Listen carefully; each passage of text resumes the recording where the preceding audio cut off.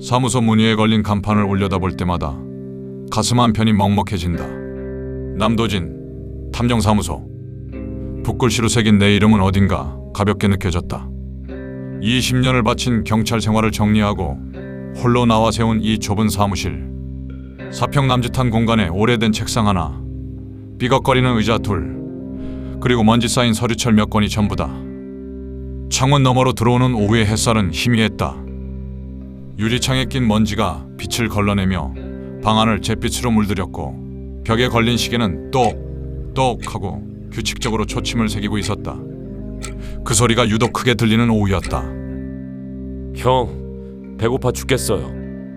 조수 녀석이 책상 모서리에 걸터앉아 투덜거렸다. 26, 경찰학교를 중퇴하고 이곳저곳을 떠돌다 내게 붙은 녀석이다. 머리는 그리 좋지 않지만 성실하고 무엇보다 말이 적었다. 탐정일에 필요한 건 화려한 말솜씨가 아니라 침묵을 지킬 줄 아는 입이니까. 그럼 짜장면이나 시키자. 나는 전화기를 들어 중국집에 배달을 주문했다. 30분 뒤 우리는 기름때 묻은 플라스틱 그릇에 담긴 짜장면 2그릇을 마주하고 앉아 있었다. 김이 모락모락 피어오르는 면발을 입에 넣는 순간 조수 녀석이 말했다. 형, 이제 진짜 탐정 된 거네요? 간판까지 달았으니까. 나는 젓가락을 내려놓고 녀석을 바라봤다. 그의 눈엔 순진한 기대가 어려 있었다. 간판이 탐정을 만드는 건 아니야. 사건이 탐정을 만드는 거지. 그럼 사건은 언제 오는데요? 곧 올 거야. 나는 그렇게 대답했지만 사실 확신은 없었다. 개업한 지 2달째. 그동안 들어온 의뢰라곤 바람피는 남편 미행 하나, 가출한 딸 찾기 하나가 전부였다. 둘 다 3일 만에 해결됐고 의뢰비는 턱없이 적었다. 이대로라면 사무실 월세도 못 낼 판이었다. 그때였다.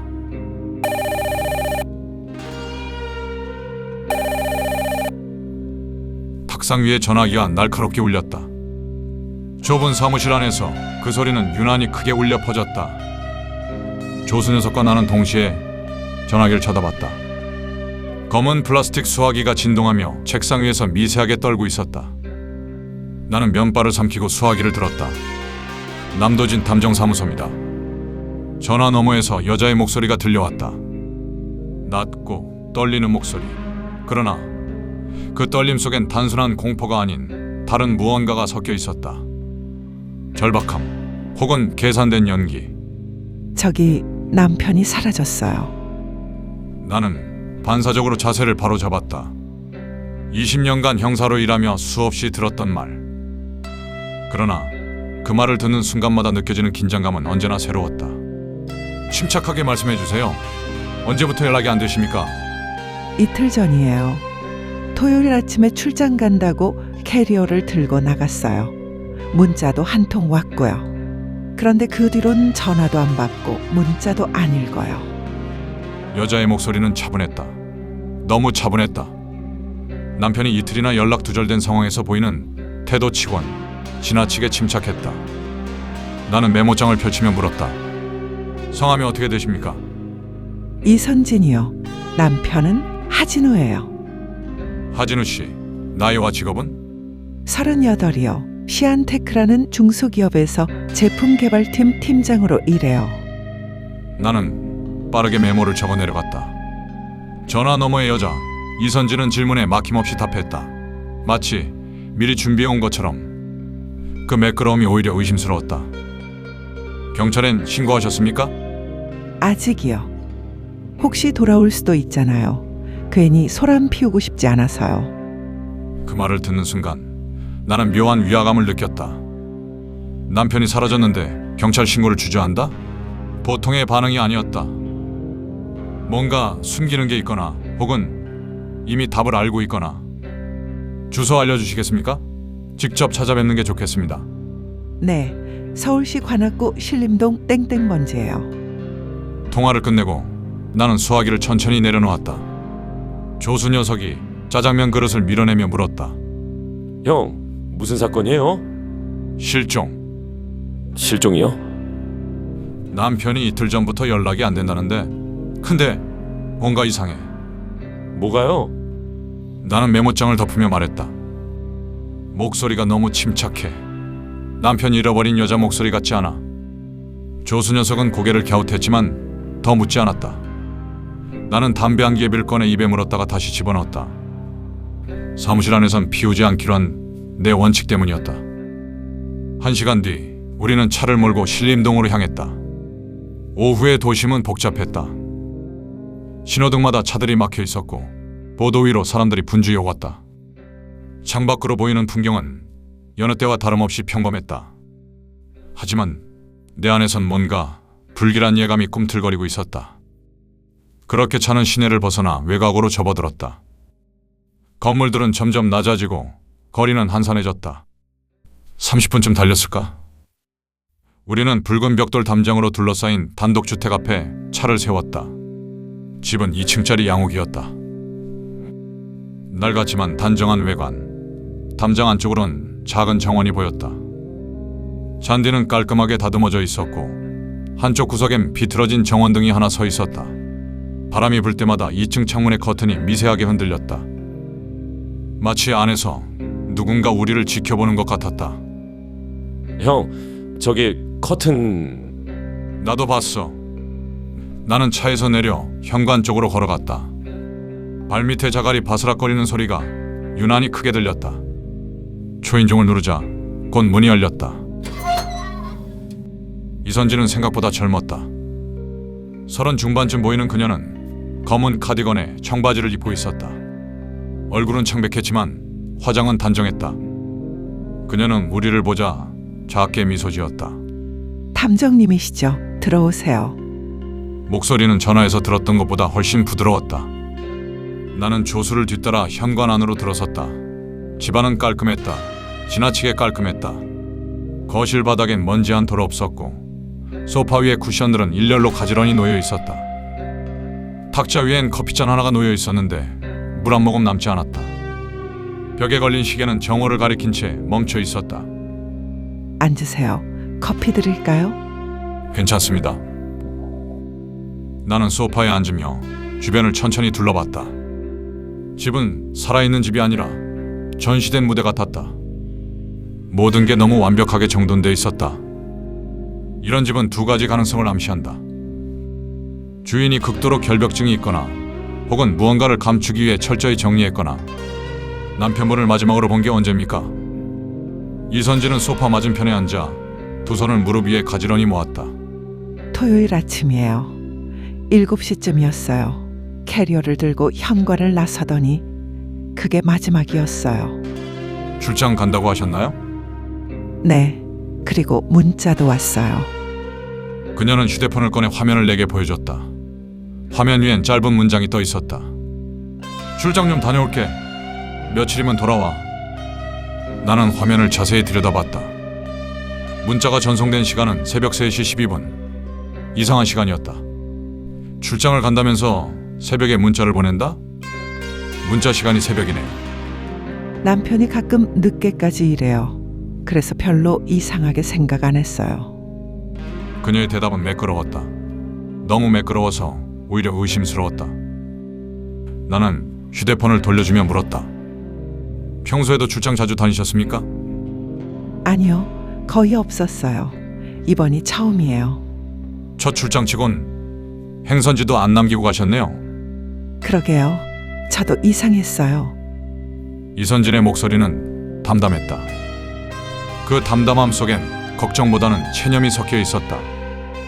마치 이미 무슨 일이 일어났는지 알고 있는 사람의 태도 같았다. 조수가 조심스럽게 물었다.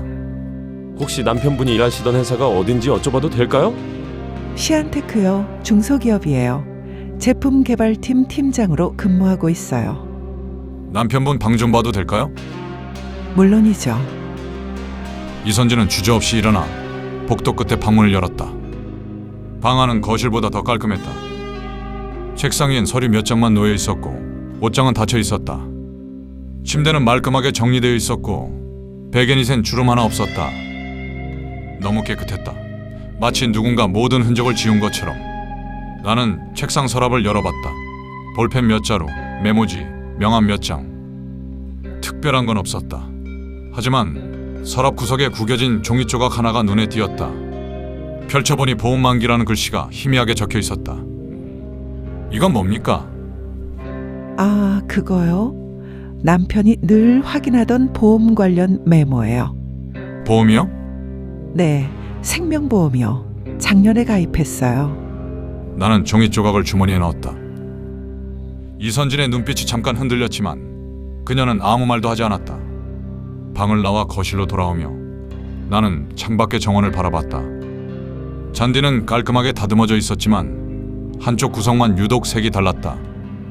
마치 최근에 흙을 새로 뒤집은 것처럼. 정원 손질 자주 하십니까?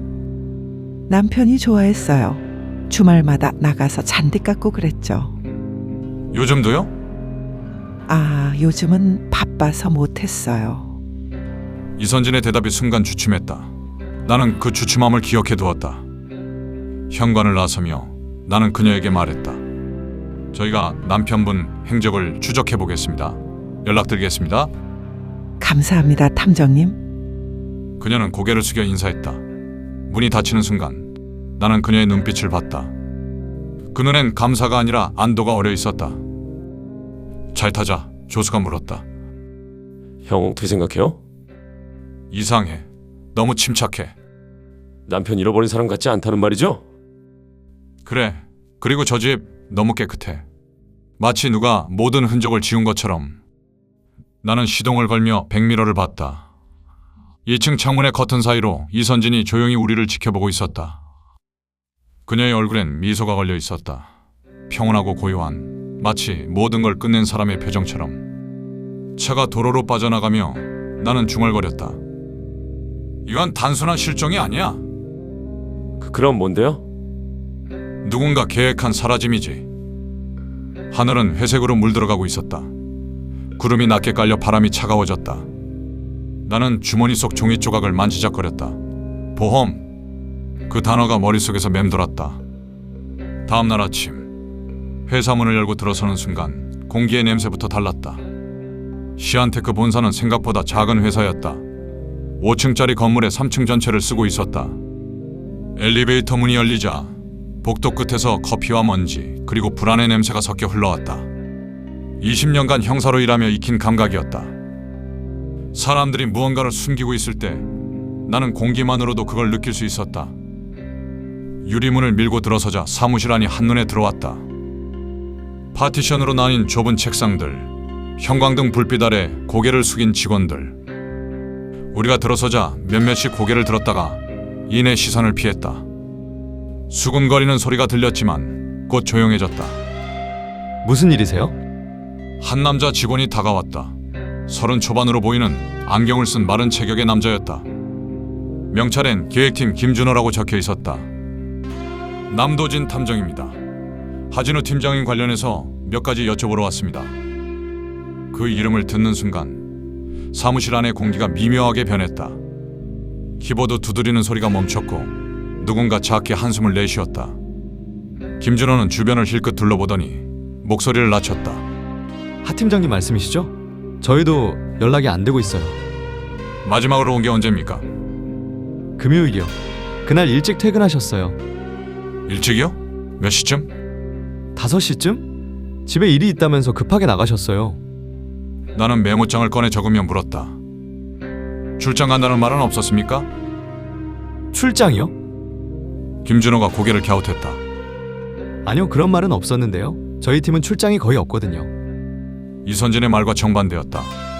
그녀는 토요일 아침 출장 간다며 캐리어를 들고 나갔다고 했다. 하지만 회사에선 금요일 저녁 일찍 퇴근했다고 한다. 둘 중 하나는 거짓말을 하고 있었다. 그날 하 팀장님, 상태는 어땠습니까? 평소와 다른 점은 없었나요? 김준호는 잠시 생각하더니 말했다. 조금 산만해 보이긴 했어요. 전화를 자주 받으시더라고요. 복도에 나가서 통화하시고 표정도 안 좋았고요. 누구랑 통화했는지 아십니까? 글쎄요, 잘은 모르겠는데. 그때였다. 사무실 구석에서 누군가의 시선이 느껴졌다. 나는 고개를 돌렸다. 모니터 불빛이 창백한 얼굴을 비추고 있었다. 여자 직원 하나가 책상에 앉아 손톱을 물어뜯으며 우리를 힐끔거리고 있었다. 책상 위 명찰엔 제품개발팀 박수정이라고 적혀 있었다. 그녀의 눈빛엔 불안과 죄책감이 뒤섞여 있었다. 저분은 누굽니까? 아, 박수정 대리요. 하 팀장님이랑 같은 팀이에요. 나는 조수에게 눈짓을 하고 박수정에게 다가갔다. 그녀는 우리가 다가오자 더욱 긴장한 표정을 지었다. 손톱을 물어뜯던 손을 급히 내리며 모니터 화면을 껐다. 박수정 대리님이시죠? 잠깐 이야기 좀 나눌 수 있을까요? 저요? 무슨... 하진우 팀장님 관련해서입니다.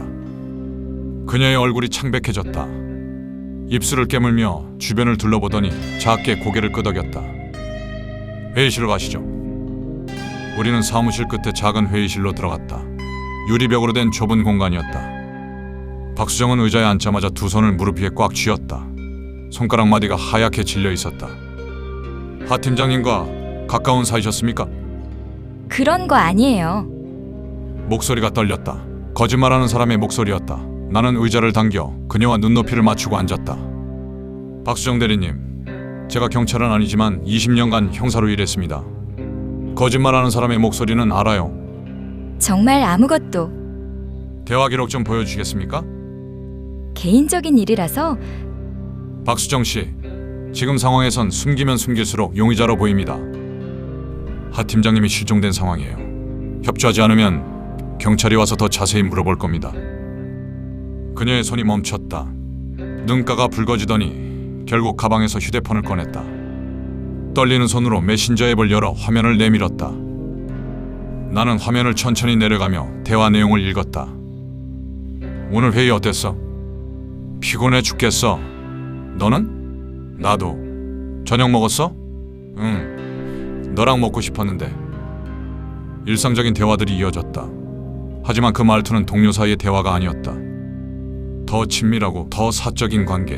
나는 계속 화면을 내렸다. 이번 주말에 시간 돼? 힘들 것 같아. 미안. 왜? 또 집에 일 있어? 응. 미안해. 마지막 메시지는 금요일 밤이었다. 박수정이 보낸 메시지였다. 진우야, 언제까지 이럴 거야? 나 힘들어. 그리고 하진우의 답장. 잠시만. 단 3글자. 그게 마지막이었다. 나는 화면을 보며 등골이 싸늘해지는 걸 느꼈다. 잠시만이라는 말. 그건 약속이 아니라 유예였다.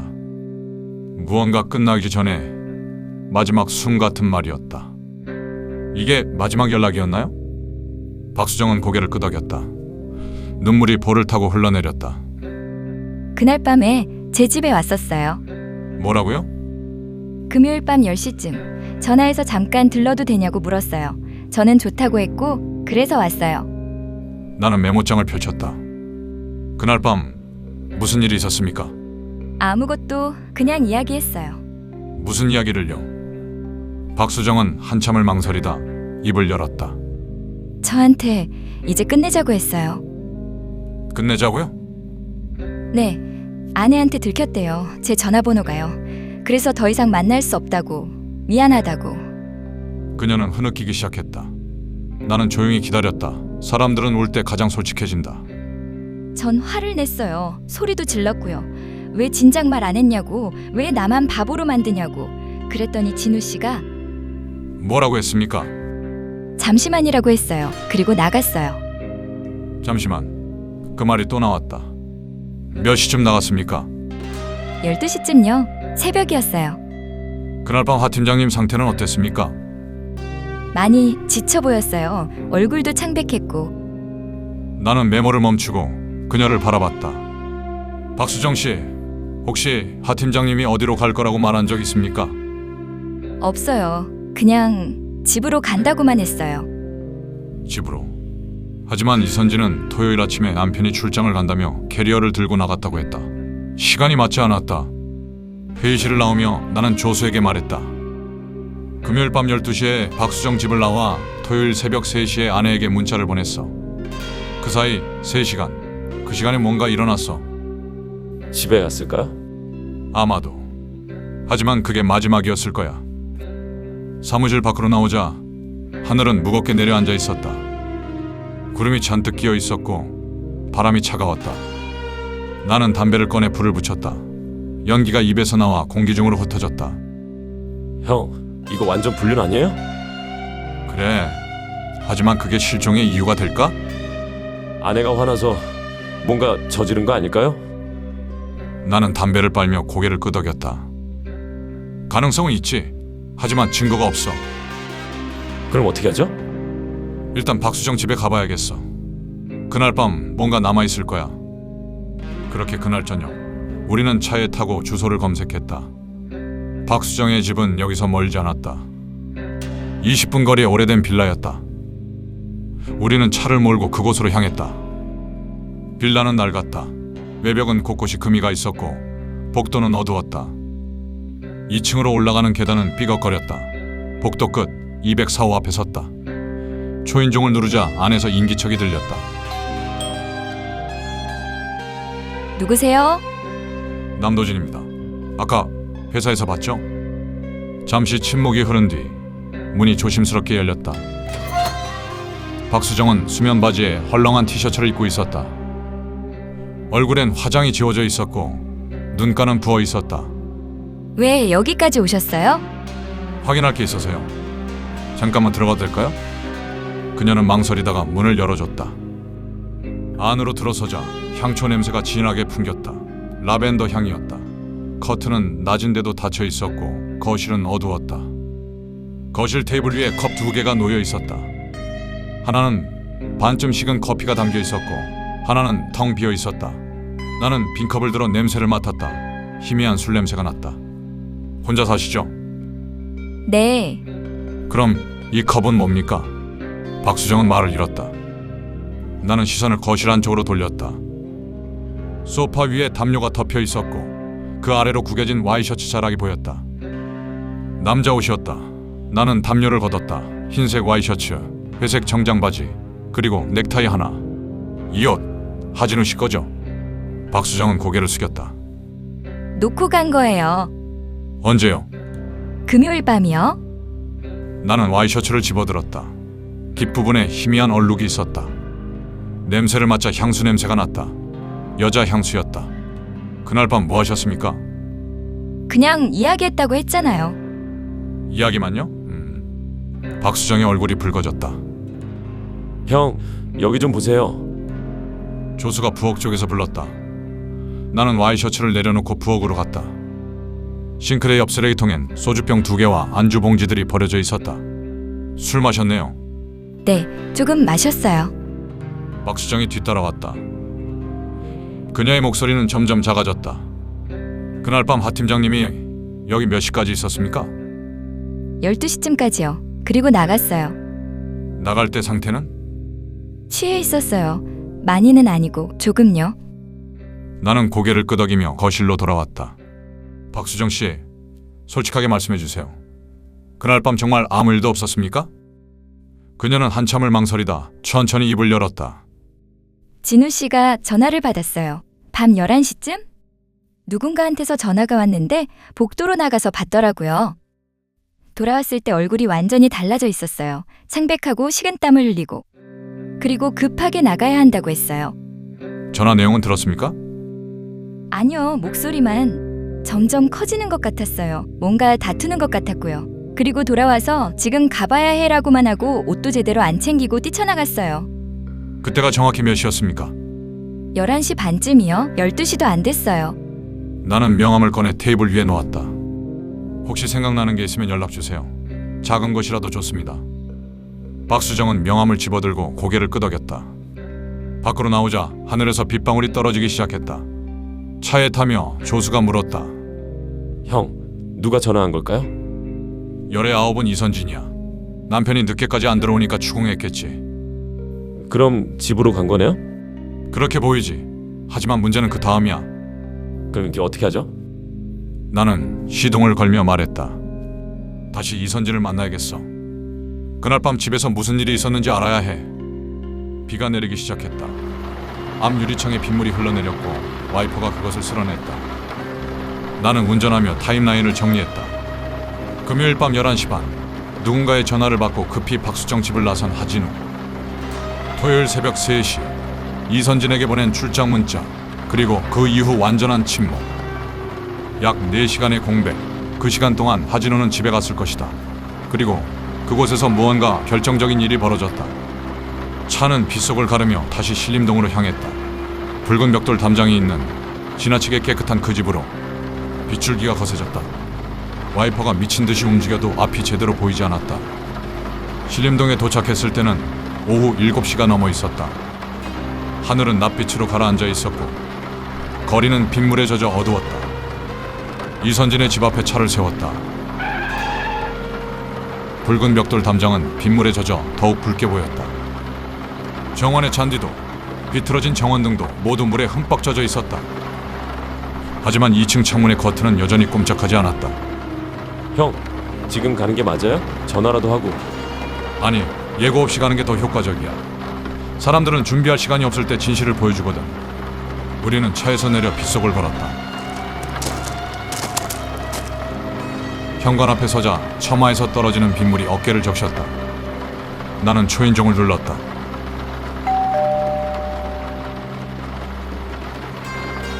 몇 초의 침묵 후 인터폰에서 목소리가 들려왔다. 누구세요? 남도진입니다. 급히 여쭤볼 게 있어서요. 잠시 정적이 흘렀다. 5초, 10초. 그리고 문이 열렸다. 이선진은 여전히 단정했다. 회색 니트에 검은색 슬랙스. 얼굴엔 화장이 옅게 되어 있었고 머리는 뒤로 깔끔하게 넘겨져 있었다. 마치 손님을 기다리고 있었다는 듯. 아니, 우리가 올 것을 예상하고 있었다는 듯. 어머, 이렇게 비 오는데. 들어오세요. 그녀의 목소리는 부드러웠다. 너무 부드러워서 오히려 소름이 돋았다. 남편이 이틀째 실종된 여자의 목소리가 아니었다. 현관을 들어서자 비누 냄새가 났다. 아니, 표백제 냄새였다. 희미하지만 분명히 느껴지는 무언가를 지우려는 냄새. 나는 신발을 벗으며 조심스럽게 주변을 살폈다. 현관 바닥이 유난히 깨끗했다. 새벽에 닦은 듯 물기가 아직 남아있었다. 거실도 마찬가지였다. 어제보다 더 깔끔했다. 탁자 위엔 아무것도 없었고 소파 쿠션은 한 치의 흐트러짐도 없이 정렬되어 있었다. 커피 드릴까요? 아니면 따뜻한 차? 괜찮습니다. 나는 소파에 앉지 않고 서서 물었다. 금요일 밤 남편분과 통화하셨습니까? 이선진의 표정이 순간 굳었다. 아주 미세하게, 그러나 분명히. 그녀는 고개를 천천히 가로저었다. 아니요. 왜요? 남편분이 금요일 밤 늦게까지 외출하셨던 것 같은데요. 그랬나요? 잘 모르겠는데요. 저는 일찍 잤거든요. 거짓말이었다. 그녀의 눈빛이 미세하게 흔들렸다. 입술도 살짝 떨렸다. 하지만 곧 다시 평정을 되찾았다. 남편이 일찍 들어온 날도 있고 늦게 들어온 날도 있어요. 워낙 바빠서요. 토요일 새벽 3시에 보낸 문자 기억하시죠? 네, 물론이죠. 그 시간에 남편분이 집에 계셨습니까? 이선진은 잠시 생각하는 척하더니 대답했다. 아마 있었을 거예요. 제가 자고 있어서 정확히는 모르겠지만요. 자고 계셨는데 어떻게 문자를 보냈는지 아십니까? 그건 아침에 일어나서 확인했어요. 매끄러운 대답이었다. 너무 매끄러웠다. 마치 미리 연습한 대사처럼. 나는 거실을 천천히 둘러봤다. 벽에 걸린 결혼사진, 책장에 꽂힌 책들, 탁자 위의 리모컨. 모든 게 완벽했다. 하지만 그 완벽함 속에서 뭔가 이질적인 게 느껴졌다. 남편분 방 다시 한번 봐도 될까요? 또요? 이선진의 목소리에 처음으로 불편함이 묻어났다. 네, 혹시 놓친 게 있을 수도 있으니까요. 그녀는 잠시 망설이다가 고개를 끄덕였다. 그러세요. 복도를 걸어가며 나는 벽을 살폈다. 깨끗했다. 너무 깨끗했다. 복도 끝에 방문을 열자 어제와 같은 광경이 펼쳐졌다. 아니, 어제보다 더 텅 비어 있었다. 책상 위에 있던 서류들이 사라졌다. 어제 분명히 몇 장 있었는데 나는 서랍을 열었다. 역시 비어 있었다. 어제 본 볼펜도 명함도 없었다. 서류들은 어디 갔습니까? 아, 정리했어요. 어지러워 보여서요. 어디에 정리하셨는데요? 서재예요. 남편 책상 서랍에 넣어뒀어요. 나는 고개를 끄덕이며 옷장을 열었다. 정장 몇 벌이 가지런히 걸려 있었다. 하지만 뭔가 부족했다. 옷걸이 간격이 어색했다. 혹시 남편분 옷 치우신 거 있습니까? 아니요. 왜요? 옷걸이 개수가 어제보다 적어 보여서요. 이선진은 옷장을 들여다보더니 웃었다. 원래 이 정도예요. 남편이 옷이 많지 않거든요. 나는 더 이상 묻지 않았다. 대신 바닥을 살폈다. 카펫 한쪽 구석이 살짝 들떠 있었다. 무릎을 꿇고 카펫을 들추자 바닥에 희미한 얼룩이 있었다. 물로 닦아낸 흔적이었다. 여기 뭐 엎지르셨나요? 아, 그거요? 제가 커피 좀 쏟았어요. 어제 청소할 때요. 어제요? 네. 남편 방 청소하다가 실수로요. 또 매끄러운 대답. 나는 손가락으로 얼룩을 문질렀다. 손끝에 희미한 비릿한 냄새가 묻어났다. 커피 냄새가 아니었다. 조수가 창가 쪽에서 불렀다. 형, 여기 좀요. 창문 옆 벽에 작은 흠집이 있었다. 마치 무언가 날카로운 것에 긁힌 것 같은 자국. 새로 생긴 흠집이었다. 페인트 가루가 아직 바닥에 떨어져 있었다. 이건 어떻게 된 겁니까? 이선진이 다가와 흠집을 보더니 말했다. 아, 그거요? 액자 옮기다가 실수로 긁혔어요. 액자요? 네. 벽에 걸려 있던 거요. 위치를 좀 바꾸려고요. 나는 주변을 둘러봤다. 하지만 액자는 보이지 않았다. 그 액자는 어디 있습니까? 창고에 넣어뒀어요. 새로 살까 해서요. 모든 대답이 완벽했다. 하지만 그 완벽함이 오히려 의심스러웠다. 사람은 완벽할 수 없다. 특히 거짓말을 할 땐. 방을 나와 거실로 돌아왔다. 이선진은 부엌에서 물을 따르고 있었다. 나는 정원 쪽 유리문으로 다가갔다. 비는 여전히 내리고 있었고 정원의 잔디는 물에 흠뻑 젖어 있었다. 그런데 이상한 점이 하나 있었다. 정원 한가운데 어제 봤던 그 색이 다른 부분, 그곳만 유독 물이 고여 있었다. 다른 곳의 잔디는 물을 흡수하는데 그곳만 물이 스며들지 않았다. 마치 땅 밑에 뭔가 단단한 것이 있는 것처럼. 정원에 최근에 뭐 묻으신 적 있습니까? 이선진이 물잔을 들고 왔다. 그녀의 손이 미세하게 떨렸다. 아니요. 왜요? 저기 물이 안 빠지는 것 같아서요? 비가 많이 와서 그런가 봐요. 배수가 안 좋은 곳이거든요. 배수요? 네, 원래 그래요. 나는 고개를 끄덕였다. 하지만 속으로는 확신했다. 저 땅 밑에 뭔가 있다. 나는 명함을 꺼내 탁자 위에 놓았다. 혹시 생각나시는 게 있으면 연락 주세요. 네, 알겠습니다. 현관문을 나서며 나는 돌아봤다. 이선진은 문 앞에 서서 우리를 배웅하고 있었다. 얼굴엔 여전히 미소가 걸려 있었다.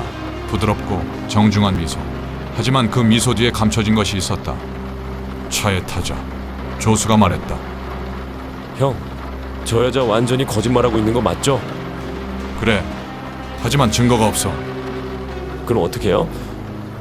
나는 시동을 걸며 백미러를 봤다. 이선진이 문을 닫고 안으로 들어갔다. 2층 창문에 불이 켜졌다. 일단 지켜봐야지. 거짓말하는 사람은 언젠가 실수를 해. 그때까지 기다리는 거야. 기다리기만 하면 돼요? 아니, 압박을 가해야지. 어떻게 해요? 나는 휴대폰을 꺼내 이선진에게 문자를 보냈다. 남편분 보험 관련해서 확인할 게 있습니다. 내일 오전에 다시 연락드리겠습니다. 문자를 보내고 나서 나는 말했다. 이제 저 여자가 어떻게 반응하는지 보는 거야. 보험 얘기 흔들릴 거야. 하시네요? 사람을 죽일 만한 동기는 딱 세 가지야. 돈, 사랑, 복수. 이 경우는 돈과 사랑이지. 불륜과 생명보험. 비는 점점 거세졌다. 차창 밖으로 빗물이 흘러내렸다. 나는 다시 그 집을 바라봤다. 2층 창문의 실루엣이 움직였다. 이선진이 커튼 뒤에서 우리를 지켜보고 있었다. 그녀는 지금 무슨 생각을 하고 있을까? 불안할까? 아니면 여전히 자신만만할까? 차가 출발하며 나는 중얼거렸다. 머지않아 무너질 거야. 완벽한 거짓말은 없으니까. 그날 밤 사무실로 돌아와 책상 위에 사진들을 펼쳤다. 하진우, 이선진, 박수정 세 사람의 얼굴을 바라보며 나는 타임라인을 다시 정리했다. 금요일 저녁 5시 하진우 조퇴. 금요일 밤 10시 박수정 집 방문. 금요일 밤 11시 반 전화 받고 급히 출발. 토요일 새벽 3시 이선진에게 출장 문자. 그 사이 약 4시간. 그 시간 동안 하진우는 집에 갔을 것이다. 그리고 아마도 그곳에서 마지막을 맞았을 것이다. 문제는 증거였다. 시체가 없었다. 명확한 살해 흔적도 없었다. 정황상 의심스럽지만 법정에서 통할 증거는 없었다. 나는 담배를 꺼내 불을 붙였다. 연기가 천장으로 올라가며 희미하게 흩어졌다. 조수가 커피를 끓여 가져왔다. 형, 혹시 정원 봐볼 수 있어요? 영장 없이는 불가능해. 우리는 경찰이 아니니까. 그럼 경찰한테 연락하면 되잖아요? 증거가 없는데 경찰이 움직일까? 단순 실종 사건이야. 게다가 아내가 신고도 안 했어. 조수는 한숨을 쉬었다. 그럼 어떻게 하죠? 나는 창밖을 바라봤다. 빗줄기가 도시를 씻어내고 있었다. 하지만 어떤 죄는 빗물로도 씻겨나가지 않는다. 기다려야지. 범인은 언젠가 실수를 해. 그때가 우리의 기회야. 시계가 밤 11시를 가리켰다. 나는 사진들을 다시 서랍에 넣고 불을 껐다. 내일은 또 다른 하루가 시작될 것이다. 그리고 그 하루 속에서 이선진은 조금씩 무너져 내릴 것이다. 거짓말은 오래 갈 수 없으니까. 그렇게 사흘이 지났다. 그동안 이선진에게서 연락은 없었다. 내가 보낸 보험 관련 문자에도 답이 없었다. 침묵. 그 침묵이 오히려 수상했다. 보통 사람이라면 남편의 보험건을 확인하자는 탐정의 제안에 궁금해하거나 협조할 텐데 그녀는 완전히 무시했다. 수요일 오후 나는 보험회사에 전화를 걸었다. 하진우가 가입한 생명보험을 확인하기 위해서였다. 상담원은 개인정보라며 거절했지만 나는 실종사건 관련 조사라고 설득했다. 하진우 씨 명의로 가입된 보험이 있습니까? 잠시만요. 키보드 두드리는 소리가 들렸다.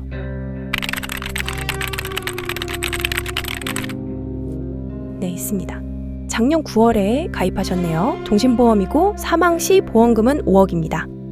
5억. 적지 않은 금액이었다. 수익자는 누구입니까? 배우자 이선진 씨로 되어 있습니다. 나는 전화를 끊고 메모장에 적었다. 5억. 그것이 동기였다. 불륜으로 인한 분노와 거액의 보험금. 완벽한 살인 동기였다. 조수가 물었다. 형, 이제 경찰 부르는 거 아니에요? 아직이야. 증거가 너무 약해. 정황만으로는 안 돼. 그럼 뭘 더 찾아야 하는데요? 결정적인 증거. 시체를 찾거나 아니면 그녀가 직접 자백하게 만들거나. 나는 의자에 기대어 천장을 바라봤다. 어떻게 해야 할까? 정원을 파헤쳐야 하는데 그러려면 영장이 필요했다. 하지만 영장을 받으려면 확실한 증거가 있어야 했다. 순한 논리였다. 그때 휴대폰이 울렸다. 모르는 번호였다. 나는 전화를 받았다.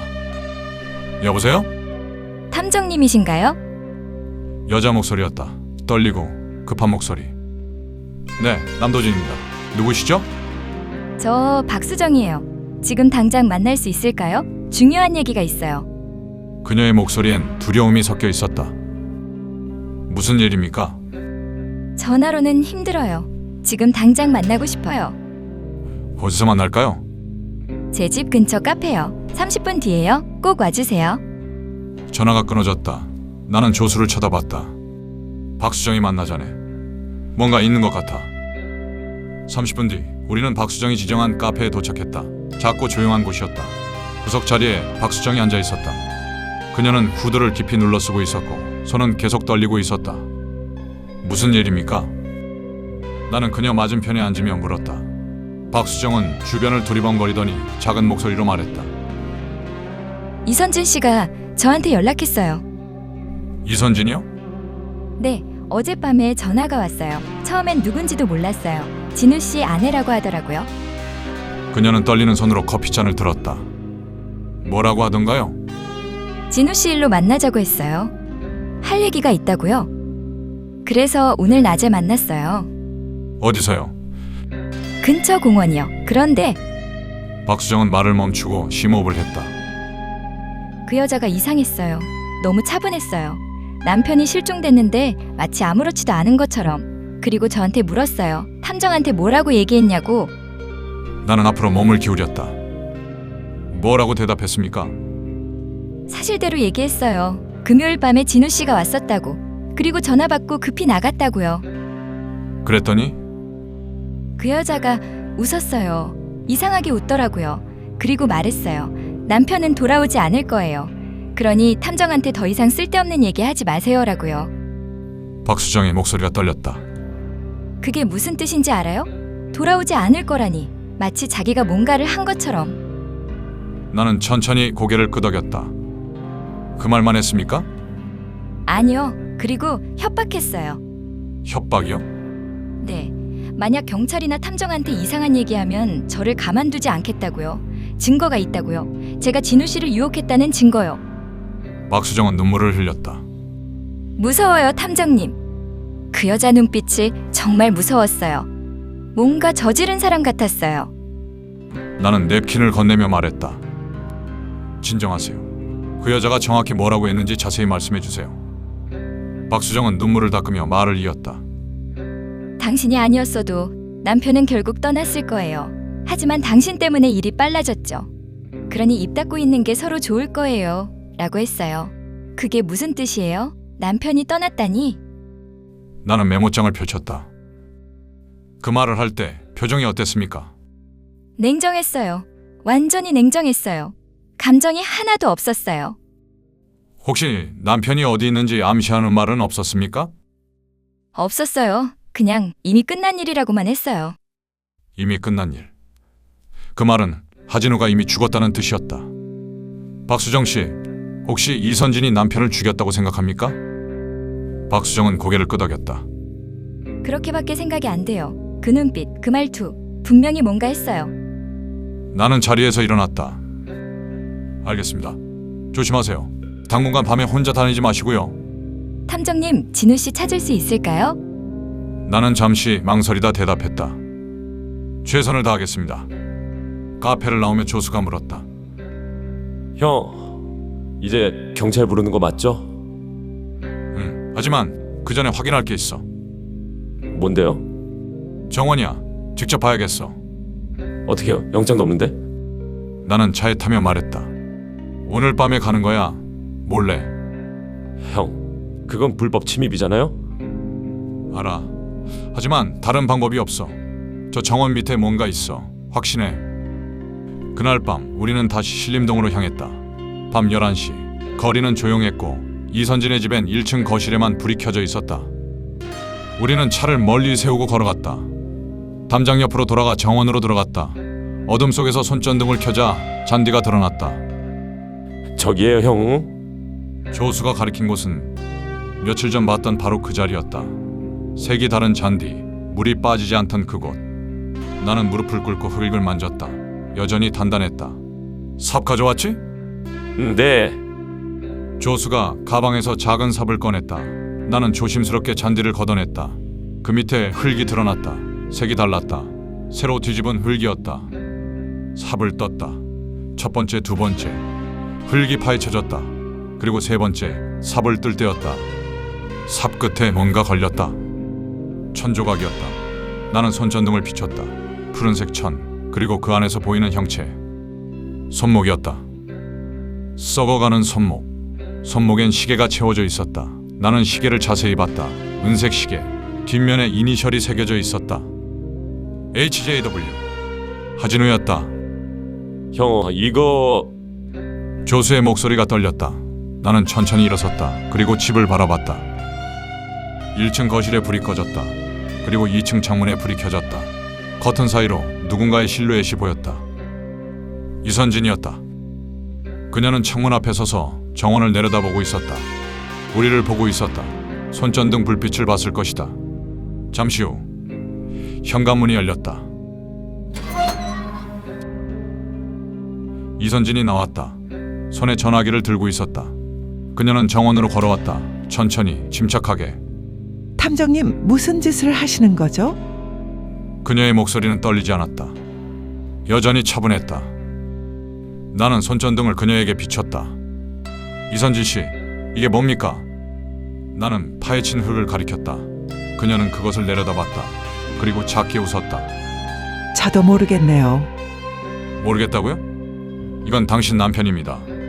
증명할 수 있나요? 그녀는 여전히 침착했다. 너무 침착했다. 마치 이 상황을 예상했던 것처럼. 경찰을 부르겠습니다. 나는 휴대폰을 꺼냈다. 이선진은 그것을 보며 말했다. 그러세요. 하지만 불법 침입으로 탐정님도 조사받게 될 겁니다. 상관없습니다. 나는 112에 전화를 걸었다. 여기 신림동 땡땡번지입니다. 살인사건 신고합니다. 통화를 끝내고 나는 이선진을 바라봤다. 그녀는 여전히 미소를 짓고 있었다. 그 미소는 섬뜩했다. 왜 죽였습니까? 나는 물었다. 이선진은 한참을 침묵하다 입을 열었다.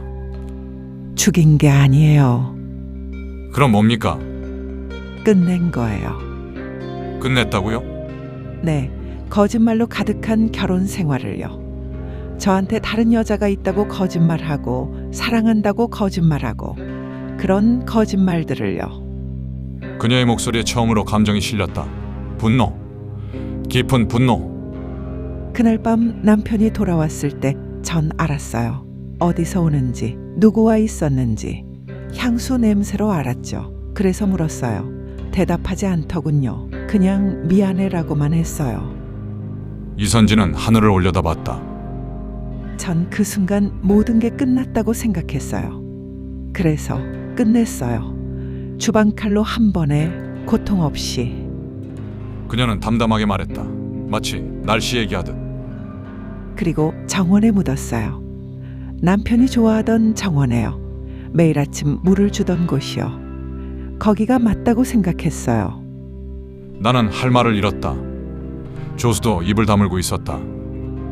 멀리서 사이렌 소리가 들렸다. 경찰이 오고 있었다. 이선진은 그 소리를 들으며 말했다. 탐정님, 하나만 물어볼게요. 언제부터 의심하셨어요? 처음부터요. 처음부터요. 네. 남편이 실종됐는데 너무 침착하셨으니까요. 보통 사람은 그렇게 침착할 수 없어요. 이선진은 쓸쓸하게 웃었다. 맞아요. 전 너무 완벽하려고 했나 봐요. 슬퍼하는 척을 했어야 했는데. 경찰차가 도착했다. 파란 불빛이 정원을 비췄다. 경찰관들이 내려 우리에게 다가왔다. 신고하신 분입니까? 네, 남도진입니다. 탐정이고요. 나는 명함을 건넸다. 그리고 이선진을 가리켰다. 이 사람이 남편을 살해했습니다. 시체는 저기 묻혀 있고요. 경찰관들이 파헤친 흙을 확인했다. 손전등을 비추자 천에 쌓인 시신이 드러났다. 이선진 씨, 동행하셔야겠습니다. 경찰관이 말했다. 이선진은 고개를 끄덕였다. 저항하지 않았다. 수갑이 채워졌다. 그녀는 경찰차로 걸어가며 뒤를 돌아봤다. 그리고 나를 바라보며 말했다. 탐정님, 잔디가 자라지 않더라고요. 매일 물을 줬는데도 탐정님이 조금만 더 멍청했더라면 내 알리바이는 완벽했을 텐데. 그것이 그녀의 마지막 말이었다. 경찰차가 떠났다. 사이렌 소리가 멀어졌다. 정원엔 감식반이 도착해 현장을 보존하기 시작했다. 나는 담배를 꺼내 불을 붙였다. 연기가 밤하늘로 올라갔다. 형, 끝난 거예요? 응, 끝났어. 근데 왜 기분이 안 좋아요? 나는 담배를 빨며 대답했다. 이긴 것 같지 않아서 그래. 진실을 밝혔지만 누구도 행복하지 않잖아. 하진우는 죽었고 이선진은 감옥에 갈 것이고 박수정은 평생 죄책감을 안고 살 것이다. 누구도 승자가 없는 사건이었다. 나는 담배를 바닥에 비벼 끄고 차로 향했다. 첫 사건이 이렇게 마무리되었다. 거짓과 배신, 그리고 복수로 얼룩진 사건. 이것이 탐정의 일이었다. 진실을 밝히는 것. 그것이 항상 아름다운 건 아니지만